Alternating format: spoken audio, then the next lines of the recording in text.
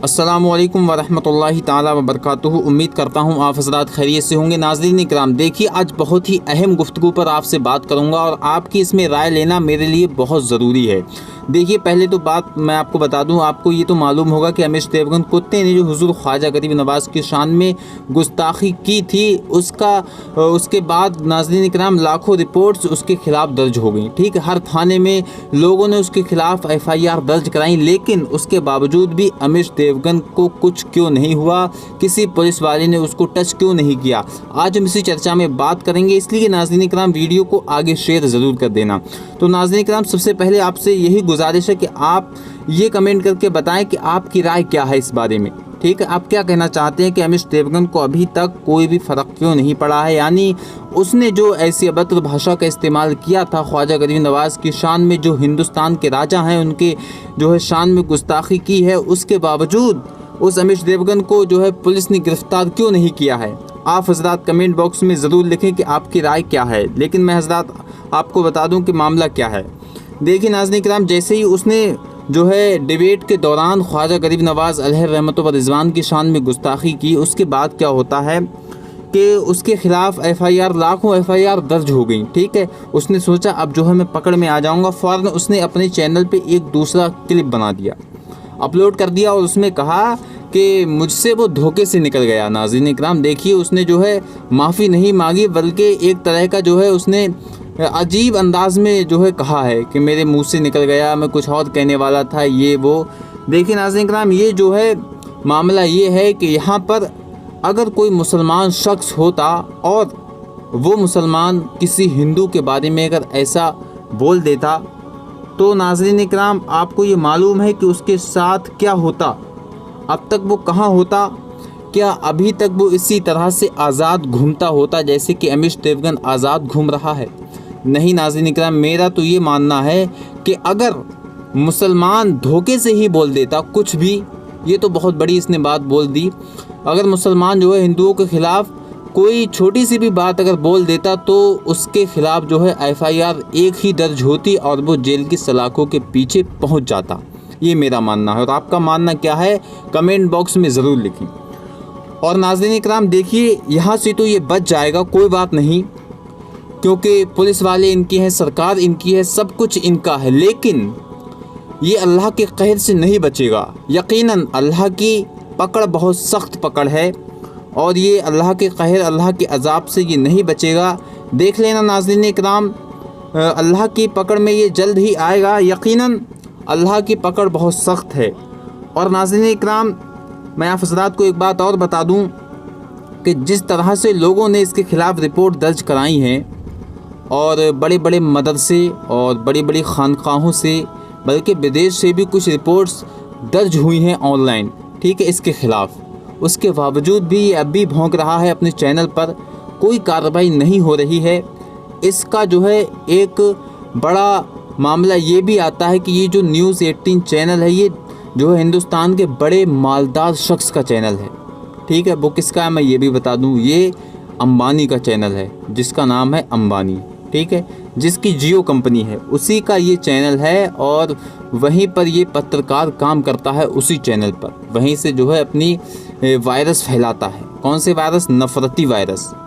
नाज़रीन किराम, अगर आप नहीं जानते हैं कि इन्हें क्या कहते हैं, तो इन्हें हर शख्स जो है गोदी मीडिया के नाम से पहचान लेता है, यानी इन्हें गोदी मीडिया कहा जाता है। नाज़रीन इकराम, मैं आपको बता दूं कि अब इनका जो है एक और नाम रख दिया गया है, जैसे कोरोना वायरस है, इसी तरह से एक नफ़रती वायरस जो ये फैला रहे हैं, इनको नफ़रती वायरस के नाम से भी अब जाना जाने लगा है। लेकिन नाज़रीन इकराम, इसके ख़िलाफ़ जो रिपोर्ट्स हुई हैं इस तादाद में हुई हैं, लेकिन अब जो है आगे किसी गोदी मीडिया के एंकर को बोलने से पहले सोचना पड़ेगा। ये तो सोचेगा कि मैं जो बोल रहा हूँ वो सही है या गलत है, ये तो सोचेगा, एक बार ज़रूर सोचेगा, क्योंकि इसके ख़िलाफ़ हज़ारों लाखों रिपोर्ट्स दर्ज हुई हैं, सारा गोदी मीडिया हिल कर रह गया है। अब नाज़रीन किराम, ये सब कुछ इनका मामला है, आप हज़रात समझ ही सकते हैं, कुछ भी नहीं होगा। लेकिन जब अल्लाह की मार पड़ेगी, अल्लाह का अज़ाब आएगा, तो ये कहीं भी कोने में घुस जाए तो इसको कोई भी नहीं बचा सकता। नाज़रीन किराम, ये शख्स जो है उस शख्सियत के बारे में इसने गुस्ताखी की है जिन्हें हम ख्वाजा गरीब नवाज़ मोइनुद्दीन चिश्ती कहते हैं। कौन ख्वाजा गरीब नवाज़? नाज़रीन इकराम, जिनकी वजह से आज हमारी मस्जिदों में अज़ानें हो रही हैं। कौन ख्वाजा गरीब नवाज़?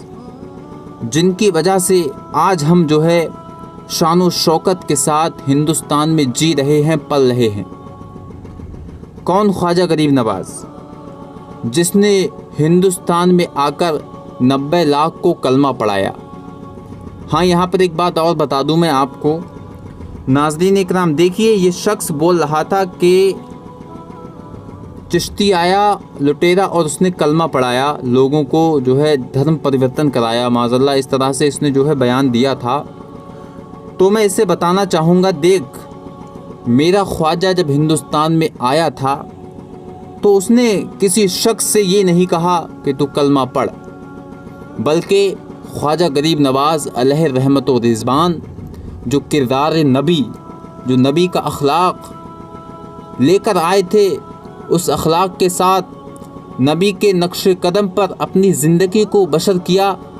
तो लोगों ने जब आपका नूरानी चेहरा देखा, लोगों ने जब आपका चाल चलन देखा, लोगों ने जब आपका प्यारा अंदाज़ देखा, तो नाज़रीन इकराम वो लोग ख़ुद ब खुद आपकी बारगाह में आते और कहते कि हमें इस्लाम में दाखिल कर लो, हमें अपने प्यारे आका का कलमा पढ़ा लो, क्योंकि जब तुम उनके एक ग़ुलाम हो, तुम्हारा ये आलम है, तो फिर कमली वाले मुस्तफ़ा जिनका तुम कलमा पढ़ते हो उनका आलम क्या होगा। इस तरह से नाज़रीन इकराम मेरे ख्वाजा गरीब नवाज़ ने आकर हिंदुस्तान में 90 लाख को कलमा पढ़ाया था।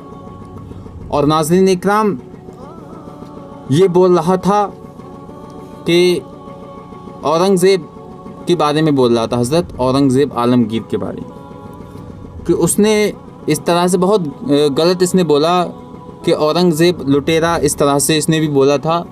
तो मैं इसे बता दूं, मैं पहली वीडियो में भी बता चुका हूं, फिर से एक बात बता रहा हूं कि जब बादशाह औरंगज़ेब आलमगीर रहमतुल्लाहि ताला अलैहि उस वक्त तख्त नशीन थे, यानी कि बादशाह थे, तो नाज़रीन इकराम आप हुकूमत में से एक सिक्का भी नहीं लिया करते थे।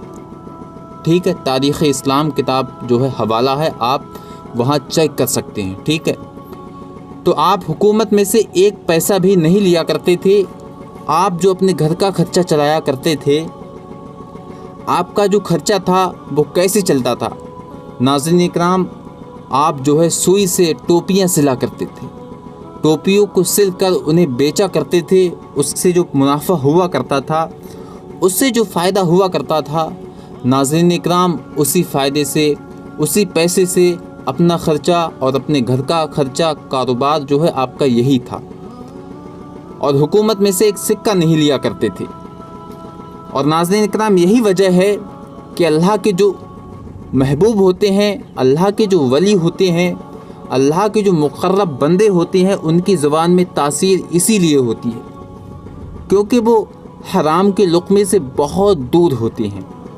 उन्हें हराम जो है बिल्कुल उनके करीब नहीं आता है, वो हराम लुक़मे को टच भी नहीं करते हैं। इसीलिए अल्लाह तबारक व तआला उनकी ज़ुबान में वो तासीर अता फ़रमा देता है और उनके चेहरे में वो रौनक अता फ़रमा देता है कि यकीनन किसी अल्लाह के वली को देखो तो यकीनन अल्लाह की याद आ जाए। और नाज़रीन इकराम, अल्लाह के जो मुक़र्रब बंदे होते हैं, जो अल्लाह के वली होते हैं, वो साबिर होते हैं, सब्र करने वाले होते हैं। नाज़रीन इकराम, यकीनन हम मुसलमानों पर इस वक्त जो है हुकूमत की तरफ से क्या काफ़ी जुल्म हो रहे थे कुछ टाइम पहले। जैसा कि मैं आपको बता दूं कि NRC CAP, ठीक है, ये NRC CAP बहुत चला। इसमें जो है लोगों ने, भगवाधारी लोगों ने बहुत मुसलमानों को टॉर्चर किया, कहा कि अब तुम्हें हिंदुस्तान से निकाला जाएगा। नाज़रीन इकराम, जिसे ख्वाजा ने बसाया हो, जिस हिंदुस्तान को, आप बताइए उसे कोई निकाल सकता है? कोई भी नहीं निकाल सकता। उसके बाद नाज़रीन इकराम, अल्लाह की कुदरत का करिश्मा हुआ कि वो लोग जो कह रहे थे कि तुम्हें हिंदुस्तान से निकाला जाएगा, तुम्हें NRC के पेपर दिखाना पड़ेंगे, नहीं दिखाए तो यहाँ से तुम्हें भागना पड़ेगा, आज वही लोग विनती कर रहे हैं, वही कह रहे हैं भाइयों बहनों अपने अपने घरों में रहें, सुरक्षित रहें, सेफ रहें, घरों से बाहर नहीं जाएं। तो नाज़रीन इकराम देखिए, तख्ता पलटने में देर नहीं लगती है। अल्लाह की कुदरत का करिश्मा आप देखिए। जो लोग भगाने की बात कर रहे थे वो ही कह रहे हैं कि तुम घर में रहो। और नाज़रीन इकराम, मैं आप हज़रात से जो है बातें तो बहुत कर लूँ, आइए छोटी सी एक बात और कर लूँ कि आपको ये मालूम है कि चाइना की फ़ौज ने जो हिंदुस्तान के फ़ौजियों को 20 फ़ौजियों को मार गिराया और हिंदुस्तान की जो गलवान घाटी है उस पर भी हमला कर लिया, उसको भी अपने कब्ज़े में दबोच लिया है। लेकिन नाज़रीन इकराम, उसकी तह में जाएं, उसकी हकीकत में जाएं तो आप हज़रात को यही मालूम चलेगा जो गलवान घाटी है ये एक मुसलमान के नाम से है, यानी एक मुसलमान शख्स की ये जगह है, उसी के नाम के तहत इसको गलवान घाटी कहा गया। चुनांचे अब जो है चाइना ने क्या कहा है कि तुम उस मुसलमान शख्स के कागज़ात हमें दिखा दो और ये जो घाटी है, ये जो जगह है, तुम रिटर्न ले लो, वापस ले लो। तो जो शख्स, जो नेता, जो मंत्री ये कह रहे थे कि मुसलमानों अपने कागज़ात दिखाओ, और वही लोग कागज़ों को तलाश कर रहे हैं, एक मुसलमान के कागज़ को खुद ढूंढ रहे हैं कि हमसे हिंदुस्तान का एक जो है रुकबा चला गया, एक हिस्सा हमारे यहाँ से चला गया। तो नाज़रीन इकराम, कहने का मतलब ये है, अल्लाह की लाठी में आवाज़ नहीं होती है। नाज़रीन इकराम, इस वीडियो को जितना हो सके शेयर करें। अस्सलामु अलैकुम वरहमतुल्लाहि ताला वबरकातुहू।